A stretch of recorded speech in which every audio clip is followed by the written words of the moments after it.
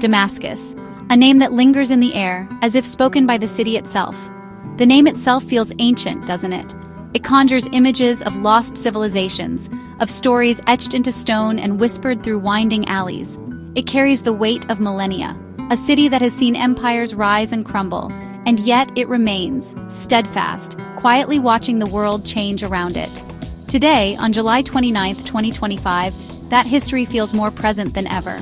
Every corner, every stone seems to hum with memories of what once was and what still endures. It whispers from the carved balconies of the old city and echoes in the laughter of children in its narrow lanes. The past and present intertwine here, inseparable. For years, Damascus was a dateline in the news, a symbol of conflict and sorrow. Its name became shorthand for struggle, for loss, for uncertainty. But to define it by its recent past is to miss the soul of a city that endures, rebuilds, and hopes. The spirit of Damascus is not broken, it is simply transformed. I came here not to retrace battle lines, but to find the lifelines of today, to witness how people reclaim ordinary joys, how they stitch together a sense of normalcy. Healing isn't found in official reports, but in small moments, quiet gestures, shared smiles, and the simple routines that make up daily life. A shared cup of tea, a craftsman's hammer, the aroma of spices drifting from a market stall. These are the true markers of recovery. A family watching the sunset, their silhouettes outlined against the ancient skyline, quietly daring to dream again. These are the threads weaving a new chapter: resilience, reconciliation, and belief in tomorrow. Each act of kindness, each shared laugh, is a step toward healing. There's a cautious optimism now, a sense of possibility that grows with every sunrise. The city is learning to hope again. Beneath the weariness in people's eyes, there's a powerful current of strength. Their stories are written in every wrinkle, every determined glance. Damascus is not just surviving but learning to live again, finding its rhythm in daily acts of grace and generosity. The city's heart beats on, steady and strong. This is the story of Damascus today, a living testament to the enduring power of the human spirit, and a city that continues to whisper, echo, and inspire. The changes that swept through Syria in late 2024 were monumental, ending a long and brutal chapter. For Damascenes, it was like waking from a fever dream.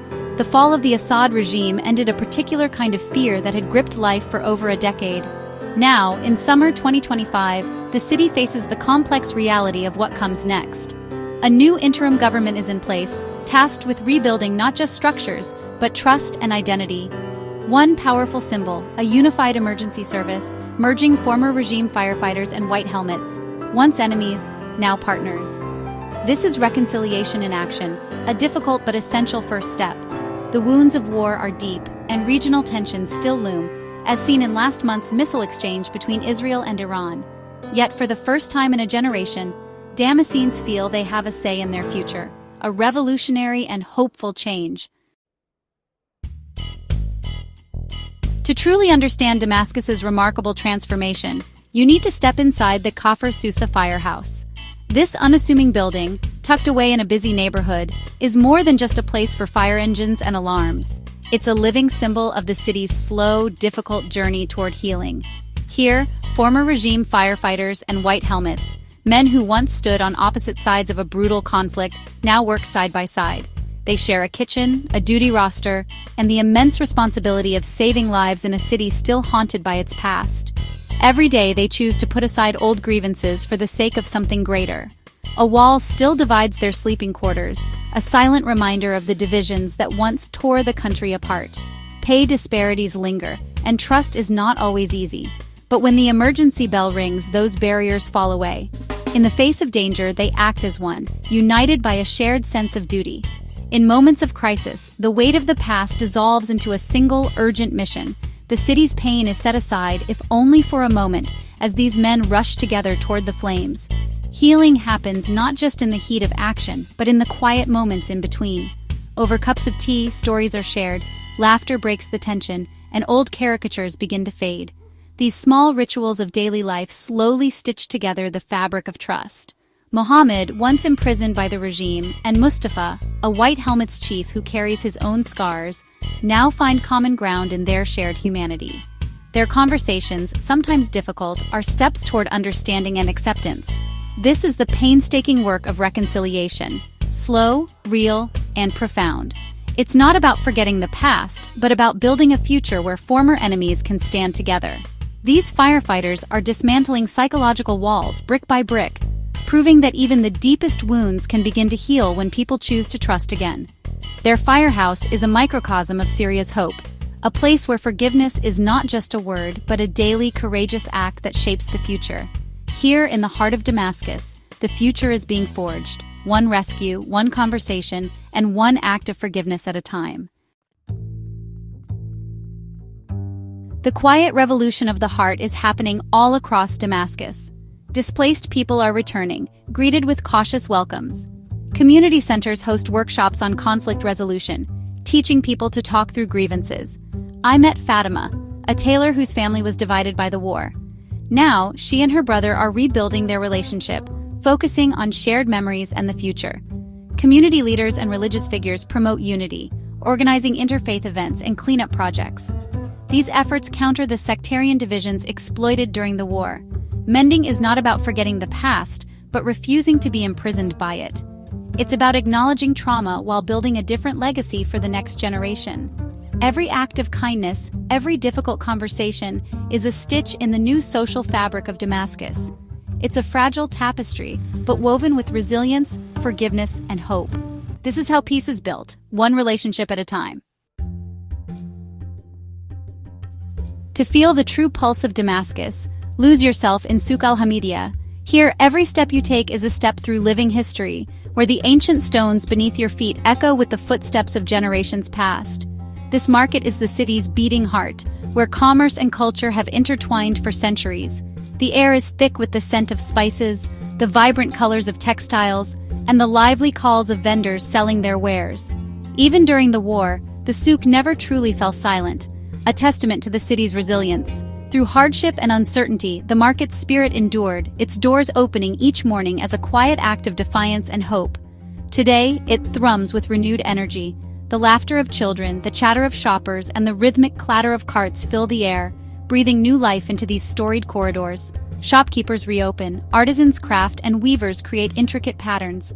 Each stall is a small universe, brimming with stories, skills, and traditions passed down through generations. This isn't just commerce, it's the preservation of identity. Every handmade good, every carefully arranged display, is a thread in the fabric of Damascus's cultural heritage. Abu Hassan, whose family has run a stall here for over a century, recalls the souk's vibrancy and its survival through every era. He speaks of bustling mornings, festive evenings, and the unwavering sense of community that binds everyone together. Walking through, you see all of Damascene society. Families shopping, couples sharing ice cream, friends sipping tea. The souk is a crossroads where stories and lives intersect, a place where memories are made. It feels normal, and in a city that has known so much abnormality, that normalcy is precious. The simple act of daily life here is a quiet celebration of peace and continuity. The souk is more than a market. It's a living symbol of endurance. Its arches and alleys have witnessed the city's joys and sorrows, yet they remain steadfast. It proves that life, in all its vibrant forms, will always find a way to flourish. The laughter of children and the hum of conversation are reminders that hope persists. Here, the city's spirit is unbreakable. The determination in every face, the warmth in every greeting, speaks of a community that refuses to be broken. The souk's rhythm is the heartbeat of hope. It pulses through every alley, every stall, every handshake and smile. Damascus endures, one bustling alley at a time, its unbreakable rhythm echoing through the ages. For the best perspective of Damascus, climb Mount Qasioun. From its summit, the city unfolds beneath you, a vast, glittering carpet by night, the Old City and Umayyad Mosque by day. For generations, Damascenes have come here to reflect and dream. During the war, the mountain offered a terrifying view of conflict. Now, it's reclaimed as a place of peace. Families picnic, friends share mate, and the city breathes a collective sigh of relief. The recent Israel-Iran conflict was a chilling reminder of regional instability, but now tranquility has returned. Standing here, you feel the city's resilience and hope. Mount Qasioun is more than a viewpoint. It's a symbol of perspective and renewal. Even after the darkest nights, the sun rises over Damascus. Damascus's social fabric is woven from many threads, including the resilient Druze community. Their story is vital to Syria's reconciliation, highlighting both challenges and the strength of kinship. Recent violence in Sweden reminded everyone how fragile peace remains, as old tensions can resurface quickly. The Druze response, solidarity across borders, shows the enduring power of community over nationality. Syria's interim leadership has prioritized protecting minorities, recognizing the Druze as essential to the nation's identity. Their resilience and commitment to community are vital threads in Damascus's tapestry. The Druze story is a lesson in the complexities of identity and the power of kinship. In Damascus, hope is found in its youth. This generation grew up with war, but they radiate energy and determination. Parks like Tishreen are alive again. Young people gather, share music, and dream of a brighter future. Beneath the surface, they're consciously creating spaces of joy and connection, pushing back against the past. They use technology to learn, start businesses, and organize cultural events. Murals replace shrapnel scars, art and poetry revive the city's soul. They're realistic about the challenges ahead, but refuse to be defined by cynicism. Their pragmatism and idealism fuel the city's recovery. They are the generation that carries the light for Damascus. In their eyes, you see the belief that a better world is possible. They are the city's memory and its future. My time in Damascus is ending, but its stories will stay with me. This city is a place where ancient history meets fragile hope. The true Damascus is found in quiet courage, kindness, and the will to heal. The stories of firefighters, tailors, merchants, and youth are the real narrative, people choosing connection over conflict. Peace here is built daily, through countless small acts of grace. The journey is far from over, but there's a collective determination to build a just, inclusive society. I invite you to look beyond the headlines and connect with Damascus's story, a universal story of hope and resilience. This is a journey we can all be part of.